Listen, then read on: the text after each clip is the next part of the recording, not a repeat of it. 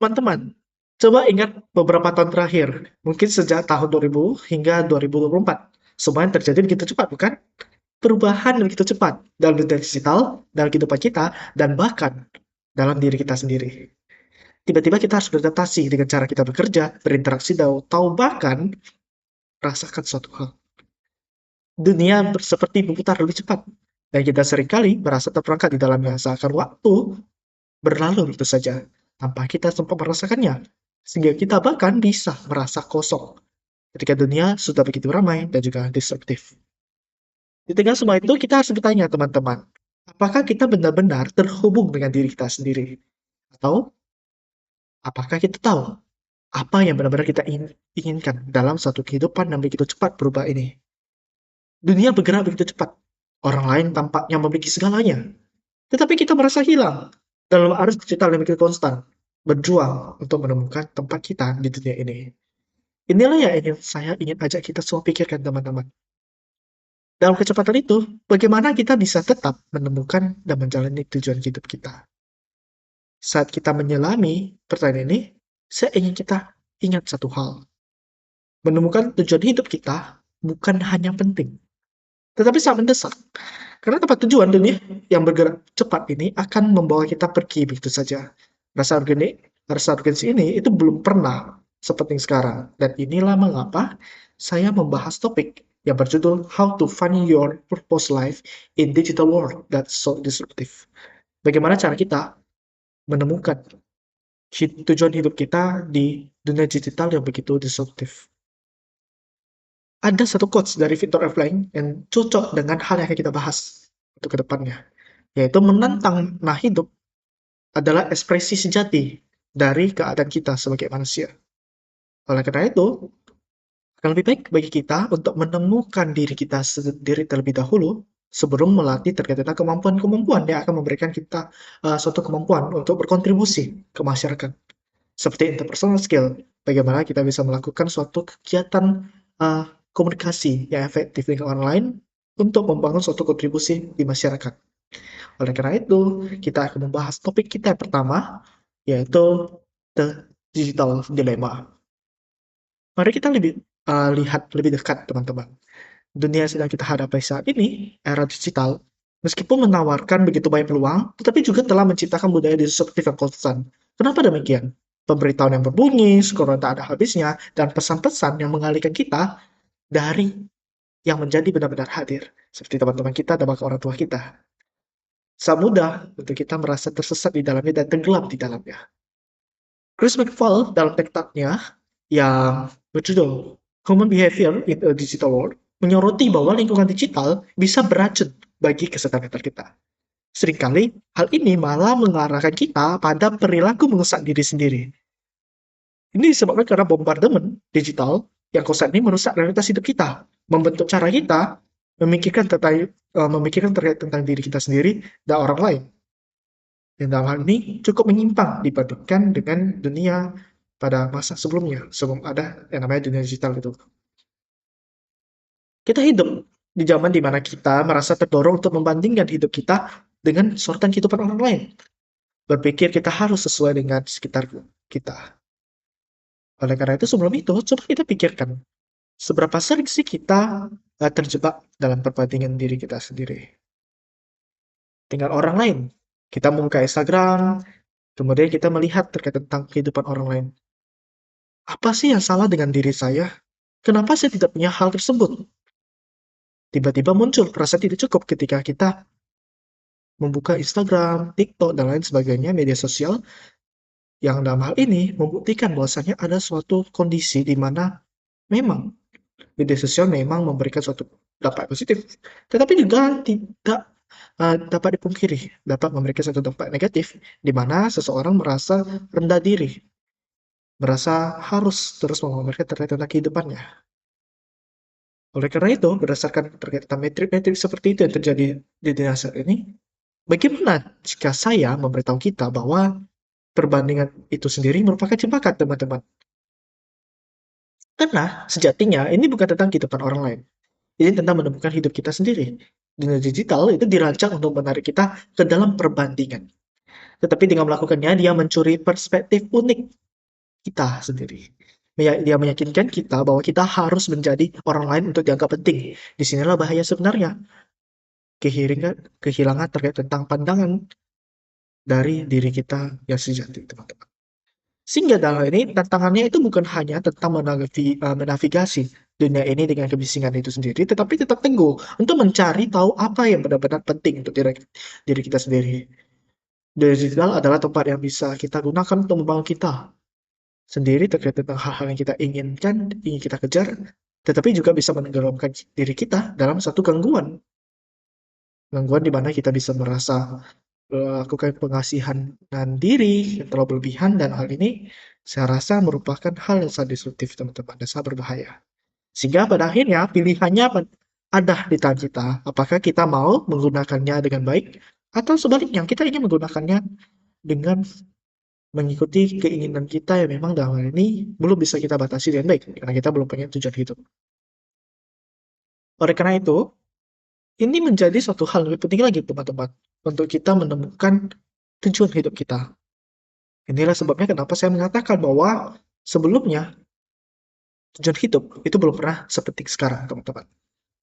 Di sinilah urgensinya, teman-teman. Friedrich Nietzsche itu pernah berkata mereka memiliki mengapa untuk hidup itu dapat menanggung hampir semua bagaimana. Di dunia saat ini, menemukan mengapa kita itu bukan hanya sekedar kemewahan lagi. Itu adalah mekanisme untuk kita bertahan hidup, untuk tetap menjadi originalitas dari diri kita sendiri, tetap menjadi otentik. Kemudian dalam penampilannya di video Habermas Lab, Robert Greene itu menekankan tentang pentingnya menemukan tujuan hidup untuk mempertahankan fokus dan ketahanan mental. Menurut Greene, mengetahui apa yang benar-benar mendorong kita itu memungkinkan kita untuk bertahan menghadapi kesulitan hidup yang tak terhindarkan. Karena tanpa tujuan, kekacauan dunia dengan mudah akan mengalahkan kita. Dan gangguan media sosial akan mendorong kita untuk mencari validasi dari sumber eksternal daripada fokus pada pertumbuhan internal. Di dunia saat ini, di mana kelebihan informasi adalah suatu norma, menemukan tujuan hidup menjadi semakin penting. Kecepatan, kemajuan teknologi, perubahan sosial, dan ketidakpastian global itu dapat membuat kita merasa kehilangan arah. Kita tidak bisa lagi mengendalikan dunia, tetapi kita tetap bisa mengendalikan respon kita terhadapnya. Dan itu dimulai dengan tujuan, teman-teman. Kemudian dilanjutkan dari hal yang dikatakan oleh Art Feibat dalam TED Talk-nya juga, dia membahas terkait tentang bagaimana kurangnya kesadaran dan pemahaman tentang perilaku manusia, terutama di dunia digital, yang mengarahkan pada kekacauan eksistensial. Tanpa tujuan, menurutnya, kita akhirnya menjadi penerima pasif pengaruh eksternal. Ia berargumen bahwa kita perlu mengembangkan kesadaran diri yang mendalam untuk menghindari tekanan sosial, yang sangat penting untuk membangun kehidupan yang memuaskan. Oleh karena itu, ketika kita memiliki suatu tujuan, segalanya itu mulai berubah, teman-teman. Kita mulai membuat keputusan yang lebih bermakna, kita mulai mengatakan tidak pada gangguan yang mengalihkan kita dari misi kita, dan diri kita pun kemudian menjadi terfokus, teman-teman. Kemudian juga, pada akhirnya, setiap pilihan dan setiap pilihan kita akan selaras dengan tujuan kita. Ini membuat kita hidup dengan lebih terarah, teman-teman. Lebih terarah, lebih sempit dalam hal ini jalannya, sehingga kita tidak akan belok kanan belok kiri ketika kita ingin mencari suatu hal. Sehingga kita dalam ini akan sulit untuk menerima distraksi dari luar, karena kita sudah fokus, teman-teman. Oleh karena itu, saya menyajikan suatu framework, teman-teman. Suatu hal yang saya namakan sebagai digital purpose framework. Jadi ini bicara soal bagaimana sih kita menemukan tujuan hidup di dunia pergaulan, dan saya telah membuat suatu framework yang akan membantu kita untuk memotong kebisingan itu sendiri, kemudian menemukan, mengasah, dan juga menjalani menjalani tujuan kita di era digital. Ada beberapa hal yang akan saya bagikan, teman-teman. Yang pertama, digital self-awareness, knowing who you are. Sangat penting, teman-teman, di mana di mana kita selalu dikelilingi oleh opini eksternal. Sangat penting untuk meluangkan waktu untuk menentukan tentang siapa diri kita sebenarnya. Luangkan waktu untuk berdiam diri, matikan ponsel kita, kemudian terputuslah dari dunia online untuk terhubung kembali dengan diri kita sendiri. Kemudian kita juga bisa melakukan hal lain untuk menemukan diri kita sendiri, untuk memahami diri kita dengan membuat suatu purpose journal. Kita bisa tulis terkait momen-momen di mana kita merasa paling hidup, ketika kita merasa paling terhubung dengan sesuatu yang lebih besar dari diri kita sendiri. Tanyakan pada diri kita sendiri, Kapan saya benar-benar selaras dengan nilai-nilai saya? Momen-momen kecil ini, teman-teman, akan menjadi bekal bagi kita untuk menemukan tujuan hidup kita. Nah, ini tujuan hidup yang paling bermakna. Kemudian langkah yang kedua, intentional digital consumption. Kita perlu melakukan dua hal, teman-teman, dalam step ini. Yang pertama, melakukan audit kehidupan digital kita. Lihat dengan jujur di mana kita menghabiskan waktu kita online, platform apa yang kita gunakan, bagaimana perasaan kita, kemudian apakah itu membuat kita lebih dekat dengan tujuan kita, atau hanya memberi makan rasa tidak aman kita. Kemudian yang kedua, lakukan detox digital. Jadwalkan waktu istirahat rutin dari layar. Bagaimana jika itu hanya 1 jam sehari, itu tetap akan penting, teman-teman, pada akhirnya. Karena ini akan menjadi satu waktu untuk kita menjaga kejernihan mental kita dan untuk menghubungkan kita kembali dengan tujuan hidup kita. Kemudian yang ketiga, cultivate authentic connection. Ini dapat dilakukan dengan tumbuh dalam koneksi. Kenapa, teman-teman? Karena tujuan hidup itu tumbuh dalam koneksi. Tetapi dalam ini saya tidak berbicara, teman-teman, tentang likes atau followers yang dangkal. Tetapi saya berbicara tentang hubungan yang tulus dengan orang-orang yang mendukung misi kita dan menentang kita untuk berkembang. Kemudian, kita juga bisa menggunakan alat digital untuk mempererat koneksi yang bermakna. Ikuti orang-orang yang menginspirasi kita. Contohnya, misalnya nih, saya suka bidang teknologi, saya akan mengikuti terkait tentang Elon Musk, terkait tentang bagaimana sih kontribusinya di bidang teknologi, khususnya di bidang AI ataupun luar angkasa. Seperti itu, teman-teman. Kemudian kita bisa terlibat dalam komunitas yang selaras dengan nilai-nilai kita, dan jangan lupa untuk menumbuhkan hubungan dunia nyata yang mendalam juga. Karena tidak cukup untuk membangun suatu koneksi digital yang tulus juga, tetapi pasti akan lebih baik dong, teman-teman, apabila kita mempunyai suatu hubungan di dunia nyata dalam hal ini seerat itu juga. Kemudian yang terakhir, amplify your purpose online. Pada akhirnya, teman-teman, apa yang kita lihat ya itu akan jadi satu hal yang akan membangun diri kita sendiri. Apabila kita terus melihat hal buruk, pada akhirnya hal buruk itulah yang akan mempengaruhi hidup kita, teman-teman. Oleh karena itu, kita harus memastikan kehadiran digital kita ataupun akun sosmed kita itu mencerminkan tujuan hidup kita. Kita harus aware dengan apa yang kita bagikan dan apa yang mempresentasikan diri kita sendiri, baik itu melalui media sosial, pekerjaan kita, atau konten digital kita. Kita harus pastikan semua itu selaras dan juga terlihat dengan tujuan hidup kita yang sebenarnya. Kemudian kita harus membangun, kita juga bisa sih membangun ruang online yang selaras dengan nilai-nilai kita. Ciptakan konten yang melayani misi kita, bukan hanya untuk mengikuti tren terbaru. Berdasarkan hal itu, teman-teman, apa sih yang ingin disimpulkan terkait 4 hal yang akan kita kuasai dari digital purpose online? Pada akhirnya, apabila kita bisa menguasai hal tersebut, kita bisa membangun suatu koneksi yang lebih mendalam di dunia digital ini tanpa takut terdisrupsi, terdistraksi, atau bahkan tenggelam dalam arus digital yang konstan tanpa memiliki suatu sisi autentik dalam diri kita. Menemukan tujuan hidup kita itu bukan hanya tentang pencarian internal, tetapi ini juga tentang bagaimana sih, teman-teman, kita bisa terhubung dengan orang lain, kita bisa melakukan suatu komunikasi efektif, tulus, dan bagaimana sih kita bisa membangun suatu koneksi profesional untuk semakin lebih dekat dengan tujuan hidup kita. Oleh karena itu, kita akan bicara tentang aspek interpersonal yang sering terlupakan dalam pencarian tujuan hidup di era digital.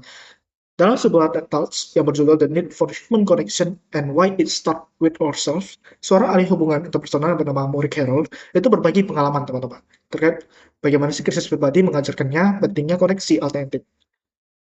Meskipun dia seorang profesional dalam membantu orang lain, dia juga menemukan dirinya kesulitan membangun suatu hubungan yang bermakna dengan keluarganya sendiri. Ironisnya, di era digital ini terjadi juga, teman-teman, dengan diri kita. Di mana di era ini ketika kita semua terhubung secara digital, banyak dari kita yang justru mengalami kesepian yang mendalam. Data yang dia menemukan bahwa terkait adanya peningkatan signifikan dalam masalah kesehatan mental dan kesepian, terutama di era digital ini. Koneksi manusia bukan hanya sekedar pilihan. Ini adalah kebutuhan mendasar untuk kesejahteraan kita. Kita terlalu fokus pada kesempurnaan digital, tetapi kita seringkali kehilangan esensi dari hubungan yang autentik. Membuka diri tentang kerentanan kita, berbagi struggle tentang kesulitan kita dalam menavigasi dunia digital, justru bisa membuka pintu menuju hubungan yang lebih mendalam dan juga bermakna. Yang menarik, ketika kita mulai jujur tentang tantangan kita dalam dunia digital, tentang bagaimana kita kadang merasa overwhelmed, tentang kesalahan kita mencari keseimbangan, orang lain sering merespon loh dengan keterbukaan sama. Ini menciptakan ruang aman untuk berdialog yang lebih bermakna dan juga koneksi yang mendalam. Apa sih contohnya? Contohnya nih, misalnya saya bahas soal terkait tentang kesehatan mental. Kemudian ada yang balas nih di postingannya, dia bilang, "Oh iya nih, aku juga lagi stres sekarang." Yang lain pasti bakal diskusi di situ. Mereka gak akan bilang, "Kok stres sih?" Mereka bakal coba bilang gini, pada akhirnya mereka bilang hal yang sama, bahwasanya mereka juga akan stres. Mereka lagi stres, mereka juga ada banyak struggle, dan pada akhirnya akan saling support bareng. Sesuai keterbukaan yang positif ini pada akhirnya itu akan mengarahkan kita pada perkembangan lebih jauh terkait tentang interpersonal skill kita. Pada akhirnya, ruang aman untuk berdialog tersebut itu akan lebih bermakna dan koneksi yang akan kita bangun pada akhirnya akan lebih mendalam. Inilah mengapa dalam pencarian tujuan hidup di era digital, kita perlu memperkuat otot koneksi kita. Ini bukan hanya tentang mengumpulkan follower atau koneksi online, tetapi tentang membangun hubungan yang benar-benar bermakna. Setiap kali kita berani membuka diri dan berbagi cerita kita dengan orang lain, kita tidak hanya memperkuat diri kita sendiri, tetapi juga menciptakan ripple effect yang positif dalam komunitas kita. Disinilah teknologi bisa menjadi alat yang powerful, bukan untuk menggantikan koneksi manusia, tetapi untuk memfasilitasinya. Kita bisa menggunakan platform digital untuk memulai percakapan bermakna, untuk menemukan komunitas yang selaras dengan nilai-nilai kita, kemudian membangun jembatan menuju hubungan lebih dalam di dunia nyata. Lebih, di mana kita lebih percaya diri, kita tahu sih apa yang kita mau, dan pada akhirnya kita akan sukses deh di dunia sesuai yang kita inginkan. Ingatlah teman-teman, tujuan hidup itu seringkali terkait erat dengan bagaimana kita berhubungan dengan orang lain. That's why dampak yang kita buat dalam kehidupan mereka pada akhirnya akan memberikan suatu dampak yang signifikan juga dalam hidup kita. Oleh karena itu penting untuk memiliki koneksi yang otentik. Kemudian topik selanjutnya bicara soal living your purpose in a digital working. Pertama nih kita udah ketemu terkait tentang alat-alat yang bisa bantu kita untuk menemukan terkait tentang tujuan hidup kita, yaitu digital purpose framework. Kemudian kita lanjut nih tadi sebelumnya. Kita udah bahas soal bagaimana sih kita membangun koneksi yang lebih mendalam dan otentik dengan orang-orang. Setelah kita menguasai dua hal tersebut, kita akan berlanjut ke mode selanjutnya, yaitu living your purpose in disruptive world. Kita bisa bilang di sini adalah mode survival, di mana kita mencari tujuan hidup kita. Ini bukan acara sekali jalan lagi, itu adalah dunia di mana perjalanan yang berkelanjutan tersebut akan terus berjalan hingga hidup kita selesai. Dan di era digital ini kita akan menghadapi gangguan konstan. Dunia akan terus bergerak lebih cepat, teknologi akan terus berkembang, dan kebisingan akan terus meningkat. Tetapi, ketika kita terhubung dengan tujuan hidup kita, gangguan-gangguan ini itu hanya akan menjadi latar belakang dalam cerita cemerlang kita. Oleh karena itu, coba tanyakan pada diri kita sendiri, bagaimana sih rasanya jika kita menjalani setiap hari dengan tujuan yang jelas, tak tergoyahkan oleh gangguan dunia digital? Kemudian bagaimana sih kita bisa membangun langsung menyelesaikan tindakan kita dengan nilai-nilai terdalam kita, memotong disrupsi yang ada untuk fokus pada apa yang benar-benar penting dalam hidup kita. Saya rasa ketika kita membandingkan, kita membayangkan terkait tentang kehidupan kita di masa depan dengan kondisi-kondisi seperti itu, saya rasa ini akan sangat menakjubkan teman-teman. Bagaimana sih kita bisa contoh nih, tujuan kita adalah menjadi kaya. Coba bayangkan deh ketika kita kaya dengan kemampuan kita, kompetensi kita. Saya rasa itu akan menjadi suatu hal yang memang menakjubkan. That's why punya tujuan hidup yang bermakna dan juga dengan metode-metode yang tepat pada akhirnya ini akan memberikan suatu efek yang benar-benar signifikan dalam hidup kita untuk diri kita sendiri dan juga orang lain. Semuanya dimulai dengan melakukan refleksi terhadap diri kita sendiri. Kemudian saya akan membagikan 3 lagi teman-teman. Sebenarnya ada 4 nih terkait dengan digital purpose framework. Saya akan membagikan terkait dengan 3 step yang pada akhirnya akan membantu kita untuk mencapai suatu tujuan hidup yang bermakna. Sebenarnya tadi ada 4 cara menemukan, yang ketiga itu cara kita mencapai suatu tujuan hidup yang lebih bermakna teman-teman. Kalau bisa sebelumnya tadi bicara soal menemukan suatu tujuan hidup, ya ini tujuan hidup bermakna. Ini cara kita untuk melakukan check and balance. Apakah kita sudah benar-benar memilih suatu tujuan hidup yang benar-benar autentik? Apakah ini benar-benar suatu yang memang memiliki suatu kebajikan yang besar, bermakna seperti itu, berdampak bagi masyarakat, dan juga sesuai dengan diri kita sendiri? Dan ini bisa kita dapatkan dengan 3 hal ini. Yang pertama, melakukan proses dari ritual. Coba deh kita mulai dengan hari-hari kita dengan suatu habits yang memang positif, seperti menulis jurnal, meditasi, atau bahkan berjalan di alam. Momen-momen ini kita akan mengangkat pada diri kita dan menetapkan niat kita untuk terus menjalani hari tersebut dengan baik. Kemudian yang kedua, set boundaries. Buat batas yang jelas antara kehidupan pribadi dan juga digital kita. Tentukan kapan kita akan online dan juga kapan kita offline. Kita harus sadar dan aware terhadap hal ini sehingga kita memastikan bahwa teknologi bekerja untuk kita, bukan sebaliknya. Kemudian yang ketiga, reflect and recalibrate. Recalibrate. Kemudian apa sih yang terjadi di sini? Secara teratur, kita sih harus tetap periksa diri kita, melakukan refleksi diri secara terus-menerus. Kita harus nanyakan ke diri kita sendiri, apakah kita masih di jalan tujuan kita? Apakah ada gangguan baru yang perlu ditangani? Apakah tujuan hidup kita ini merupakan suatu tujuan atau bukan? Itulah adalah proses berkelanjutan dari pertumbuhan dan penyesuaian dengan tujuan hidup kita. Karena pada akhirnya tujuan hidup itu akan terus melalui suatu penyempurnaan, teman-teman. Oleh karena itu, penting untuk kita memastikan era digital itu telah memberikan kita lebih banyak akses ke informasi, lebih banyak cara untuk terhubung, dan lebih banyak cara untuk menciptakan daripada sebelumnya. Sehingga, apa yang bisa kita lakukan di sini? Kontribusi apa yang bisa kita bagikan? Dan menurut saya, kontribusi yang kita bisa berikan adalah menemukan tujuan hidup kita terlebih dahulu, kemudian memantapkan posisi kita dengan tujuan hidup tersebut. Yang dalam hal ini harus bermakna dan juga efektif. Kemudian di era disrupsi digital ini, tujuan hidup tuh adalah suatu jangkar hidup kita. Itu adalah panduan kita di tengah sesak keramaian dan kompas kita di tengah badai disrupsi digital ini. Apakah dalam hal ini kita ingin membuat satu jangkar yang memang dalam hal ini kuat, yang bisa memantapkan posisi kita dengan baik dan tidak membuat kita tetap bisa kokoh, tidak mudah terombang-ambing, atau kita mau letoy-letoy, teman-teman. That's why itu tetap di keputusan kita sendiri. Sekian yang bisa saya sampaikan terkait tentang hal yang berkaitan dengan cara menemukan tujuan hidup kita di era digital yang disruptif, teman-teman. Pada akhirnya, teman-teman, tujuan hidup bukanlah sesuatu yang kita temukan dalam ramainya notifikasi media sosial kita. Itu ditemukan dalam momen hening, refleksi, dan dalam tindakan yang selaras dengan nilai-nilai terdalam diri kita. Sekian, terima kasih.